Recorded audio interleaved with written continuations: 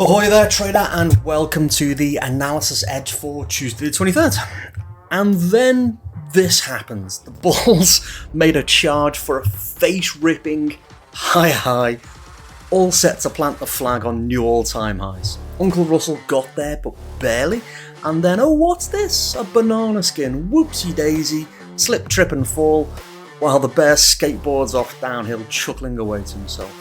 Now, most of that turn came overnight, a pop lower in about 1.3 to 2.4% range, depending on which stock index you're looking at. So a couple of my fresh bull swings have gone from small green to max loss in the blink of an eye. Thankfully, it's with options. We don't have to worry about stops in the traditional sense, but more on that in a moment.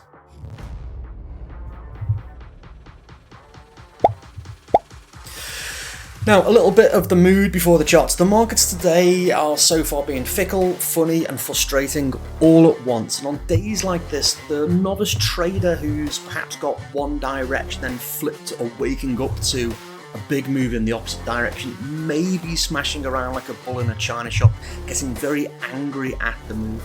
Now, for me, it's a calmer scene than that, because the risk is capped the moment that I enter. I'm not using stops in that traditional sense, so I'm not going to wake up to the market jumping past that traditional stop loss and taking a larger risk or being stopped out overnight while you're sleeping if you're on futures. I've got a little bit of time on the clock to see if I can manage things better. So the worst case scenario is we get a little bit of a relief rally. Maybe I can scratch it, maybe I can have a reduced loss. Time will tell, but I've got a few days to figure out what the best plan is. I may be able to de-risk those new trades. Now, let's get our bearings, because this is risk-off territory with this, what's looking like is going to be a gap lower. All the indexes have, well, to be fair, we've got sell-offs across the board, which is a little bit unusual. There's none of that typical flight to safety. Normally with the stock selling off, you'd see perhaps gold rally or something along those lines. But the indices have all popped lower. The VIX has jumped higher, over 16%, back above 20. Gold has been dragged down a lot as well. And again, but the banana skin slip pretty much just caught everything. The important part for us is that most of the damage was done overnight rather than in the cash session. So there's very little that can be done about it. You're fast asleep, so I wouldn't stress over these things. I mean, sure, it's frustrating, but the reality is, could you have done anything about this? Would you have done anything about this? And we're all fast asleep when these things happen. So looking at SPX, it left the field yesterday with a little bit of a bull swing on. We saw this.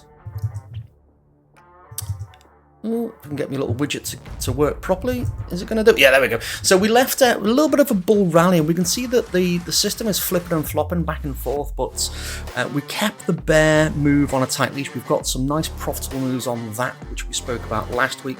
I opted to get bullish on the break of the next bullish pulse bar, which we can see just there, and it immediately turned against me. The system technically is flat because we have flipped and flopped. Practically, I've avoided that just with that manual override, but I'm on the wrong side of one trade for the moment. Practically though, I'm bullish. We're going to possibly be gapping lower, as mentioned at the open, and I'm just waiting to see if I can ultimately do something about it. If I can do something about it at all, I may just have to suck it up and take the loss, but again, net positive, so we can't really complain too much. Uncle Russ started the day with that face ripping high. Again, we saw price gap higher, doing exactly what we thought it was going to do.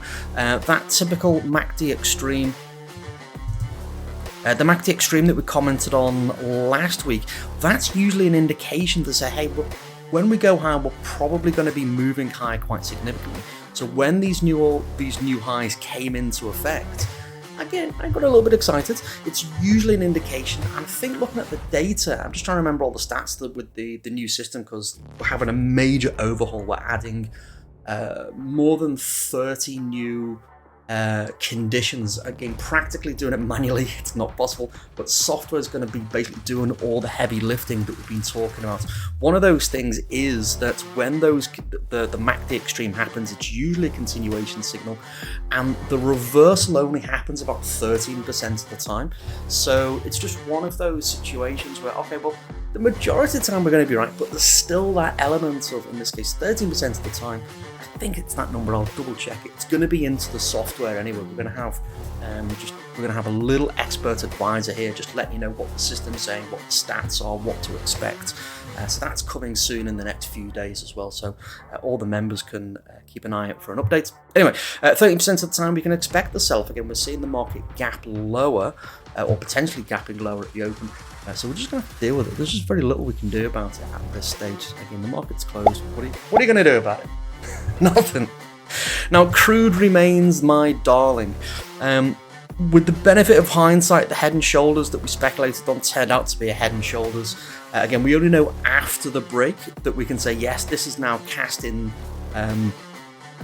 set in stone, or the die is cast, or whatever metaphor we can use. But we only know afterwards what the names of these patterns are. So we speculated on it yesterday, it came to fruition, and the market is pushing lower. What I have done, you can see here, is just marked off some horizontal lines. Again, what we could see over the last few days is just that consolidation. The overall area just acts as a consolidating force. So a little bit of a pop lower. We're not too far away from that $65 mark. So when we get there, we'll also have cheeky little gap fill, to be honest, which you can see on the daily charts on the left there. So one of the things that I'm thinking about is how the market might unfold is we might pop lower to 65 and then retreat back into this consolidation. And this is where the new consolidation may well be, on the assumption that nothing significantly new is going to happen from the fundamental side of things. Obviously, the Middle Eastern thing is still a little bit of a question mark against. Gold is ultimately bugging around. Again, the trade that I had on Thursday, Friday, going into the weekend, that cashed out on Monday, so that early bull swing has been de-risked, and yet we still see price pushing lower back to these lows. Look at the top left there, back to those lows, which is the purple line. So big question on my mind is, are we just seeing what could now be a double bottom? Have I read the chart wrong is what I'm thinking about? And do I need to reevaluate? I think we go below that purple line, the approximate 4100 level. I think it'd be fair to say I need to reevaluate the bull thesis, but nonetheless, net positive despite being underwater on the bull swing. So I can't really complain too much. It's just, again, one of the advantages of having options as a vehicle rather than a future. Again, I can trade in both directions. I can trade the bigger picture for a longer term time horizon.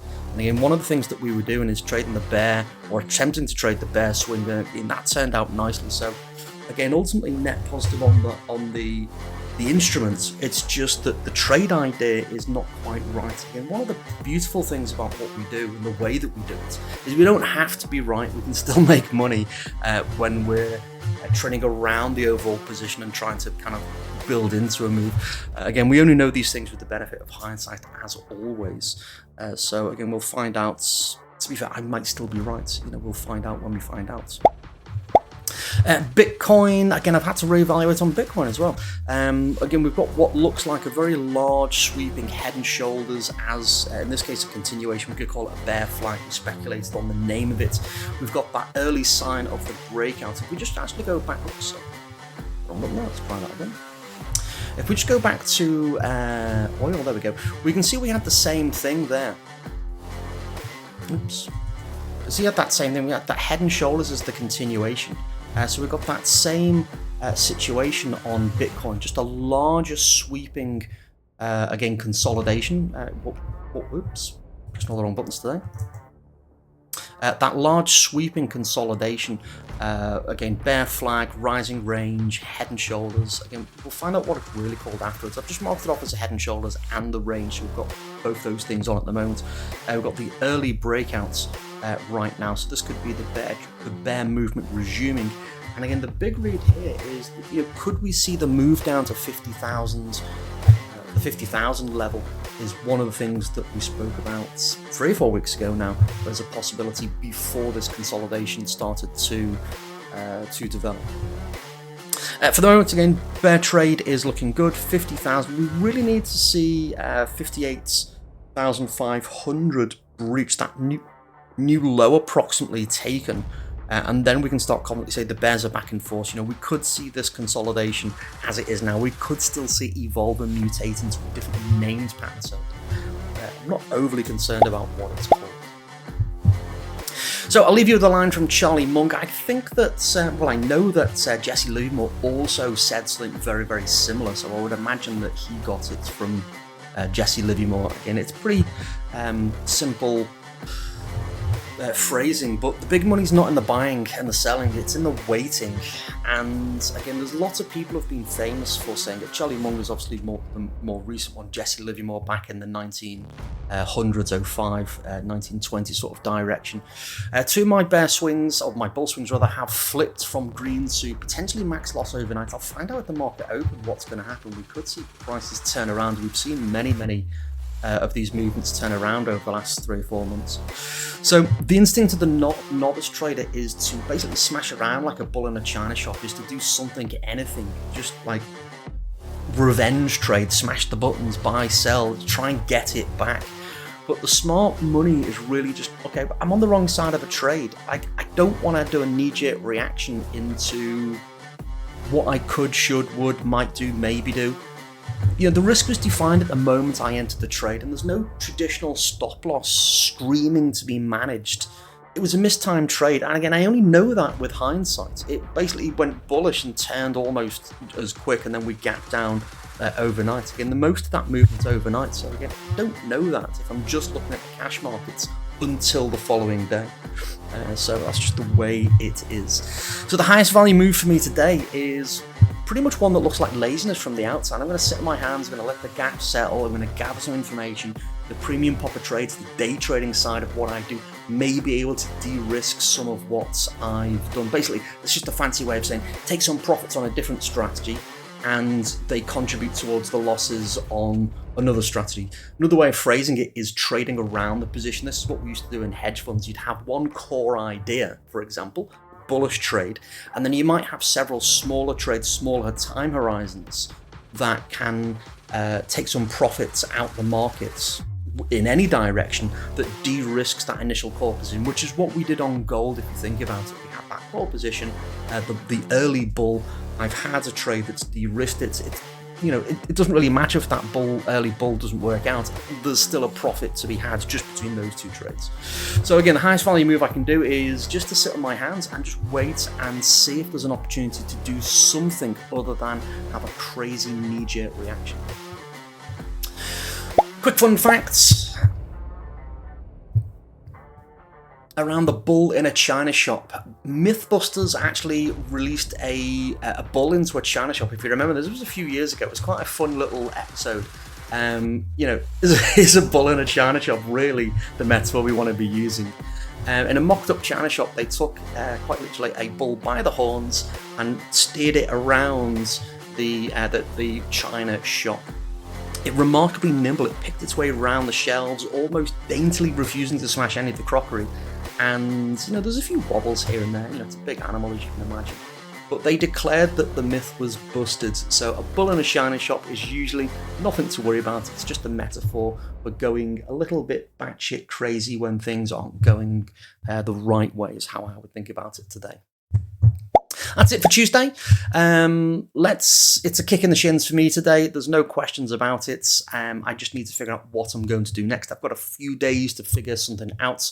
The defined risk trade means that it's defined risk. Even if I let that run to expiration, it's not going to get any worse. It could only improve. So I've got 3 days to figure out what I want to do and how I can approach it, and if I can do something with it.